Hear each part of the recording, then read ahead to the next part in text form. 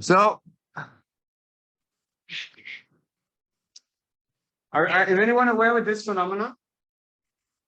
As a serious start, that's the beginning, non-serious start to a very serious presentation. Does anyone know this phenomenon? Burning, by the way. Oh wait, sorry.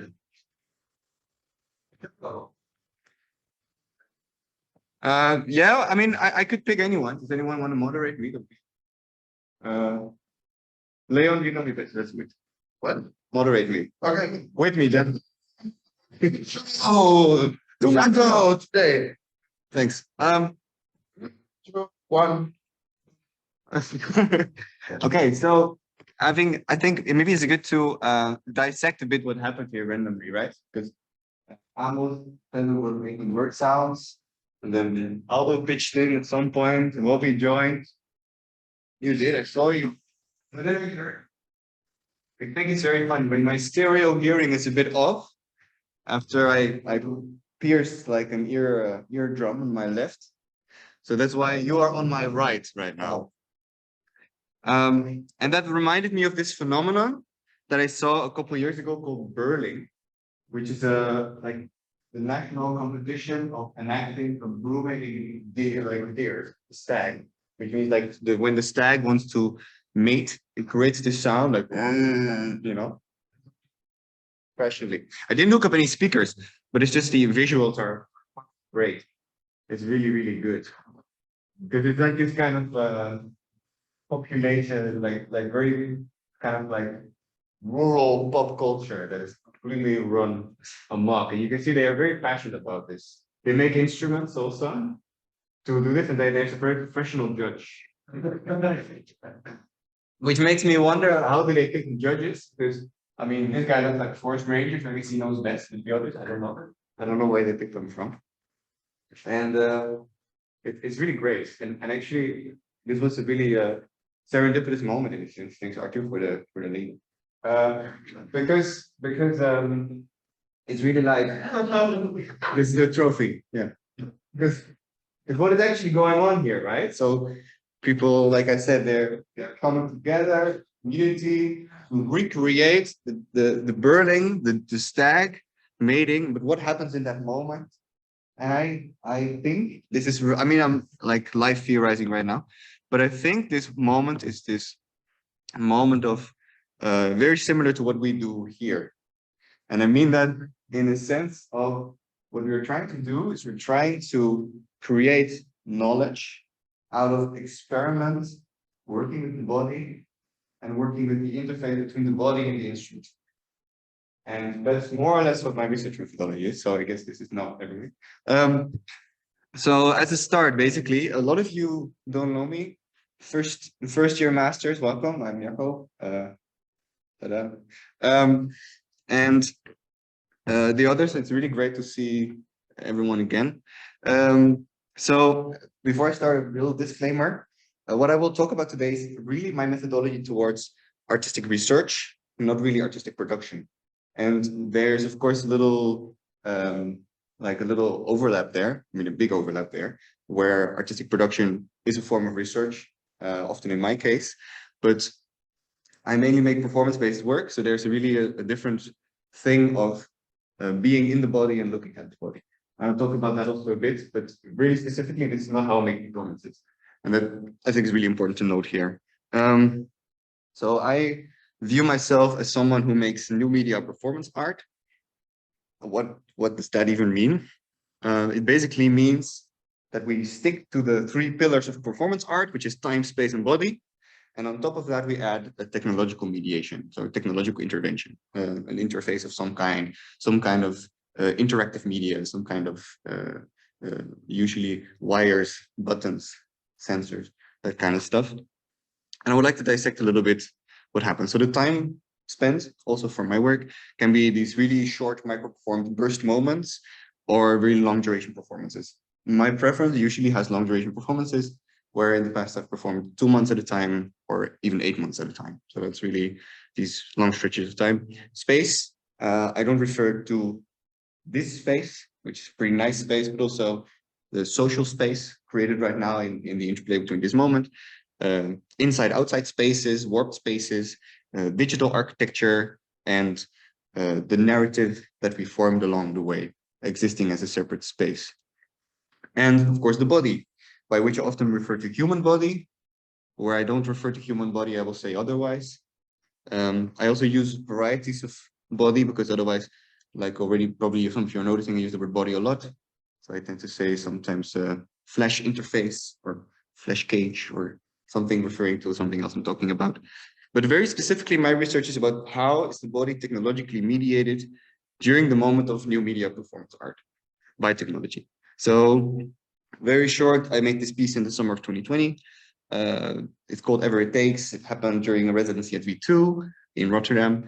I was working on it for a period of 2 months to hatch lizards using electrothermic energy generated using my body. So basically, I hooked up my body to these wires and these things, and I would lay on this for extended periods of time. There's a battery over there, and my body was producing electricity, which was then delivering electricity to an incubator, which housed 7 lizard eggs. I still have 2 of them at home. They're great. They're adorable. They're great, amazing creatures. And at some point you will meet probably one of them because I tend to bring one of the bigger ones sometimes alongside with me. But so what happens here, right? So the activity of the body, in this case, the body is in silent posture, is the excess energy is mediated through these technological devices to add onto the development of existing life. So very specifically about this research methodology. Inside of that research methodology, technological mediation of the performing body, I work on 3 main, let's say, tactics and strategies on how to position myself to start researching, start working. And I think that's the main valuable thing that I want to share with you today. And those 3 are that I like to probe the improbable, I like to self-exploit, and I focus on social self-engineering. And what that basically means is that I search, so start with the probing the improbable, that I start with seeing, okay, where does the end of a discipline or the end of an object stop? And exactly in that boundary is where I want to exist. Like, so let's say that a little bit, let's take down a little bit there. So I have an MSC implant in my other wrist.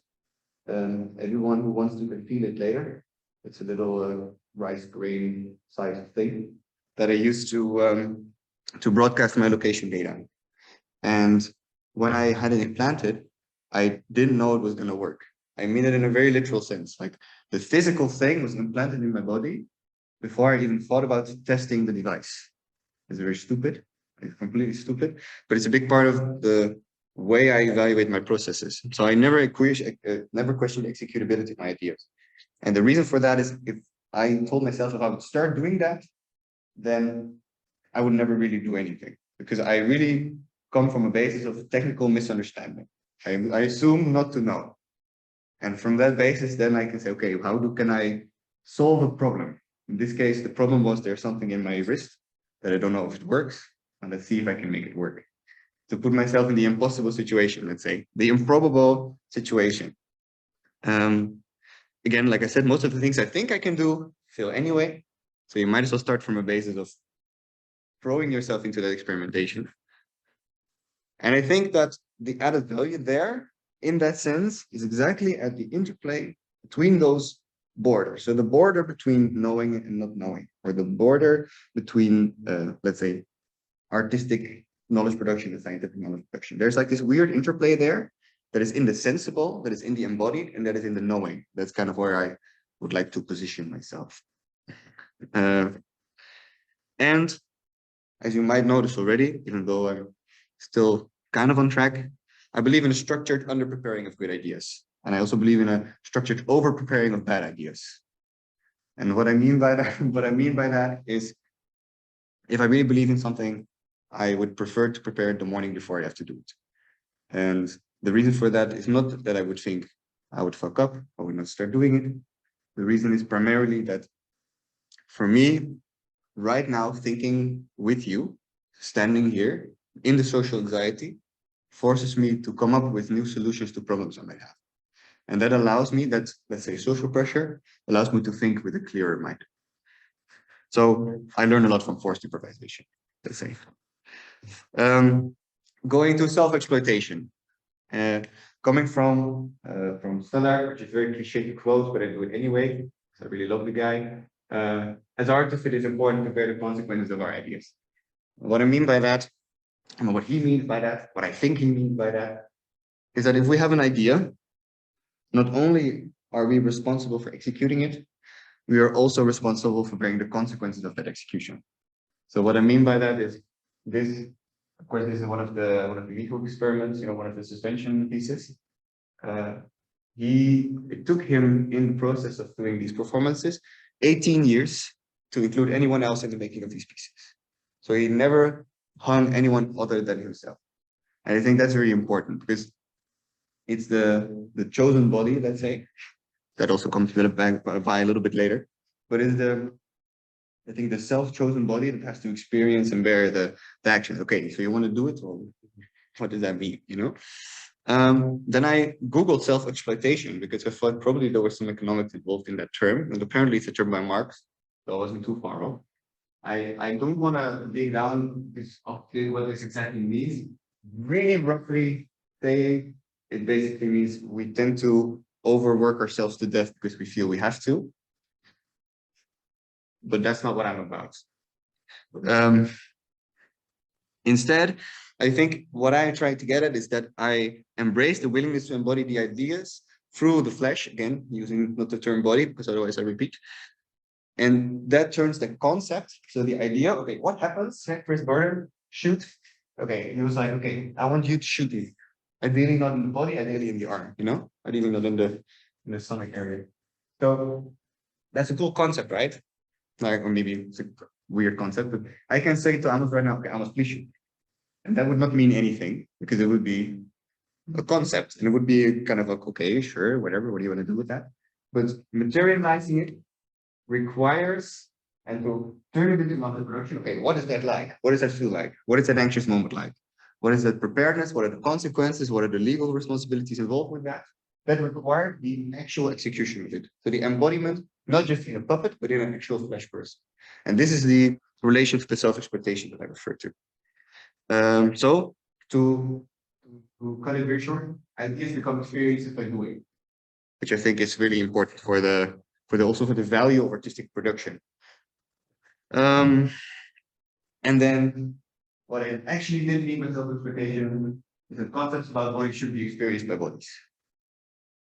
Perfectly. Part of that is also the establishment of contract. Sheng to Che, wait, referring back to this a little bit. So this is a clock piece for 1 year, every hour he did that. And they recorded that. Part of that establishment of that self-exploitation is the contract that goes along with that. So these are documents detailing everything about that experiment and the performance. Can also become, that script can also become embodied through practice. So here, Danny Kruger is trying to what they call he's trying to muscles exactly according to this contracting we got earlier, let's say. So that's also a variable for determining if the performance succeeded or not, let's say. Going to the social self-engineering. No, I can do this in 2.5 minutes. Don't worry. I got you. This is also my final slide, by the way. So that's all covered. So social self-engineering. Very often people ask me, Jacco, how the fuck do you know all these people? And this is my methodology to do that, roughly speaking. It starts by being curious. They have actually wanting to be there, really helps. And then observe that desire, what it is that you want to know. Okay, then you need to position yourself. I want to know about performance. Then I go to a place where a performance part happens, right? Okay, so step 3, you go to that thing. And then this is a reminder for everyone to apply to the ICEA, Electronic Symposium for Electronic Arts, in Barcelona, because the open call is out right now. You can right now sign up to present a paper at an event. Whoa! Then step 4, you actually present it. Great. Step 5, you come back from that, you reflect on it, and you teach what you learn. You actually talk about what actually happened in that time. What did I learn there? What happened between interacting with other people? 1 minute. Don't worry, I got it. Step 6, curate. Now you know all these people. You bring them into your circle. Maybe in Barcelona, you met these crazy people that you want to do something with. That means that you apply for funding and all these silly things. It doesn't matter. The point is, you find a way to organize communities, step 7. And step 8, you talk about that in a form of publication where you do not only mention the art pieces, but this entire process. So that includes all the papers, all the talks, all the experiments, all the documentation, all the videos, all the talks, and all the lunches you had. Doesn't matter. You share everything because that's complete body of the research of artistic process. And that's it.